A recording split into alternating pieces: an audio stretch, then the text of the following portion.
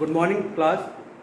As we are on the chapter number 2 of economic development, so we are discussing about the agriculture importance, features, and yesterday we have learned about the features. What were the features of agriculture during the British rule or the Independence Day?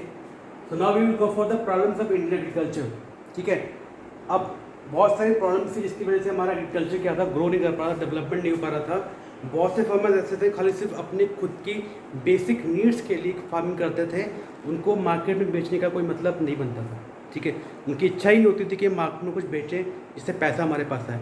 ठीक है, तो problem क्या थी उसको मतलब ऐसा क्यों सोचने में मजबूर हो गए थे. सबसे पहले हमारा आता है लैक ऑफ परमानेंट इरिगेशन. ठीक है, परमानेंट इरिगेशन मतलब होता है कि आपको एक ऐसी सुविधा दी जाए जिससे कि आप कभी भी चाहो, जब आपका मन चाहे, आप उसको अपनी फार्मिंग की लैंड को या क्रॉप्स को जब चाहो अपनी मर्जी से पानी पहुंचा सकते हो. तो उसे बोलते हैं lack of permanent irrigation.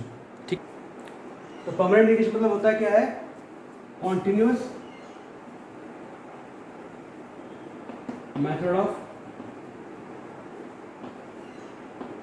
Supply of water, supplying water to the. ठीक है, अगर आपके पास कॉन्टिन्यूस मेथड है इससे कि आप टोटली जब चाहो आप अपने क्रॉप्स को पानी दे सकते हो, जब चाहो क्रॉप को पानी पहुंचा सकते हो, तो उस समय क्या होता है, वो चीज़ें आपकी बेटर प्रोडक्शन करती हैं, आपको अच्छा फील होता है, आपका प्रोडक्शन प्रोडक्टिविटी बढ़ती है. बट उस समय क्या था, हमारे पास ये प्रॉपर इरिगेशन फैसिलिटी नहीं थी, जिसकी वजह से क्या हुआ था, हमारी काफ़ी ज़्यादा प्रोडक्शन और प्रोडक्टिविटी काफ़ी लो हो गई थी. तो हमारी प्रोडक्टिविटी क्या थी, काफ़ी लो थी, हमारा प्रोडक्शन काफ़ी लो था, जिसकी वजह से हमारी इरिगेशन फैसिलिटी की वजह से और उसकी वजह से हमारा क्या हुआ, एग्रीकल्चर काफ़ी बैकवर्ड हो गया था, काफ़ी पिछड़ गया था बाकी सेक्टर के अकॉर्डिंग. दूसरा हमारा क्या था, डेफिशिएंसी ऑफ फाइनेंस. फाइनेंस मतलब होता है पैसा. ठीक है, अगर आपका पैसा है आप ऑटोमेटिकली नई से नई चीज़ें यूज़ कर सकते हो, नए से नए टेक्नोलॉजी यूज़ कर सकते हो अपने प्रोडक्शन को बढ़ाने के लिए. एग्रीकल्चर में प्रोडक्टिविटी या प्रोडक्शन को बढ़ाने के लिए आप नए नए टेक्नोलॉजी का इस्तेमाल कर सकते हो अगर आपके पास पैसा है. इफ देयर इज डेफिशिएंसी मतलब कि कमी. ठीक है, डेफिशिएंसी मतलब होता है कमी. अगर पैसा इतना नहीं, इतना कि आप उसको यूज़ कर सको, अब उतना ही पैसा ले, आपके पास उतना ही पैसा आ रहा है इससे आपकी बेसिक नीड्स को पूरा कर पा रहे हो, तो आप एक्स्ट्रा पैसा, सरप्लस या प्रॉफिट कुछ भी होता है, आप उसको एग्रीकल्चर में बिल्कुल भी इस्तेमाल नहीं कर पा रहे हो. तो आपकी एग्रीकल्चर में जो प्रोडक्शन और प्रोडक्टिविटी है वो वहीं का वहीं रहेगा जहाँ पे पहले था. ठीक है, just because of the lack of finance. ठीक है, थर्ड हमारा आता है कन्वेंशनल आउटलुक. कन्वेंशनल आउटलुक मतलब क्या है, ऐसे मेथड जो आजकल के यूज़ के नहीं है बट कि पुराने यूज़ वाले होते हैं. ठीक है, इसकी वजह से क्या होता है, फाइनेंस की वजह से होता है मेनली.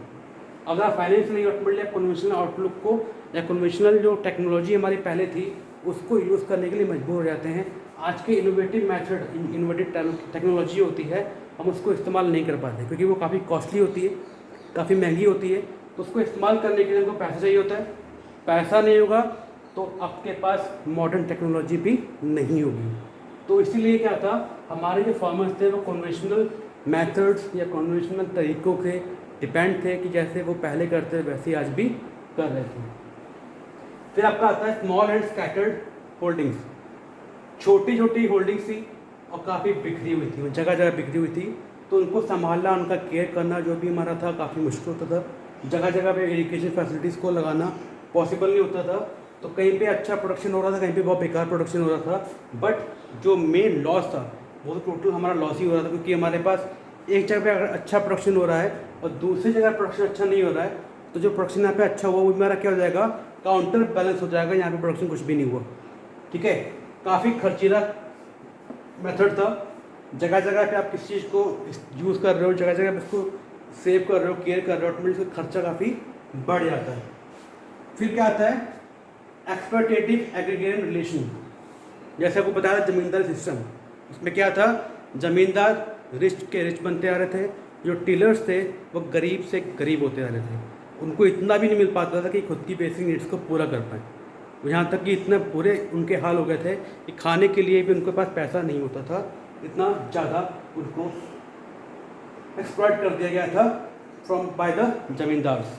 ठीक है, ऐसे रिलेशन बनाए गए, उससे क्या हुआ था, ज़मींदार काफ़ी ज़्यादा टॉर्चर करते थे कि उनको कुछ पार्ट देना होता था गवर्नमेंट को, वो तो फिक्स होता था, बट जो डीलर्स थे वो जो पार्ट लेते थे वो फिक्स नहीं होता था। जितना मन चाहा उन्होंने उनसे ले लिया, उसका कुछ पार्ट जो फिक्स किया गया है गवर्नमेंट को देने के लिए उतना पार्ट उनको ही दे दिया, बाकी जो बचा वो अपने पास रख लिया, ठीक है।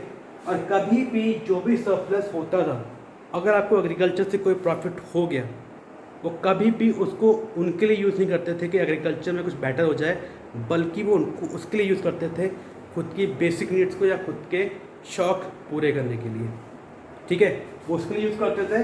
तो काफ़ी ज़्यादा एक्सप्लॉयटेटिव रिलेशन था बिटवीन टेनेंट एंड द जमींदार।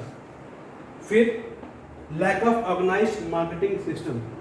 ऑर्गेनाइज्ड मार्केटिंग सिस्टम मतलब होता है कि ऐसी मार्केट जहाँ पे आप सिंपली अपना सामान या क्रॉप्स होते हैं उसको जाके बेच सकते हो, उसको जाके परचेज कर सकते हो, जो भी आप चाहो वहाँ पे इजीली कर सकते हो। वो ऐसी मार्केट वहाँ पे नहीं थी। उनको अपना क्रॉप्स बेचने के लिए काफ़ी दूर जाना होता था, ठीक है, जिससे काफ़ी खर्चा होता था। इसलिए उन्होंने क्या सोचते थे कि यहाँ पे उनको नज़दीक में जो मिलता था, चाहे वो रेट कम दे रहा हो या प्राइस अच्छा दे रहा हो ना दे रहा हो, कोई दिक्कत नहीं, बट वो क्या करते थे, सिंपली बेच के आ जाते थे, ठीक है। अगर उनके प्राइस बेटर होंगे, ऑटोमेटिक उनको क्रॉप्स का बेटर प्राइस मिलेगा तो उनकी इनकम बढ़ेगी, इनकम बढ़ेगा automatic lack of standard of living भी बढ़ जाएगा। But due to lack of organised marketing system उनको अपने क्रॉप्स को बेचना पड़ता था कम से कम रेट पे, जो रेट मिल रहा है उस पर उसको बेचना पड़ता था।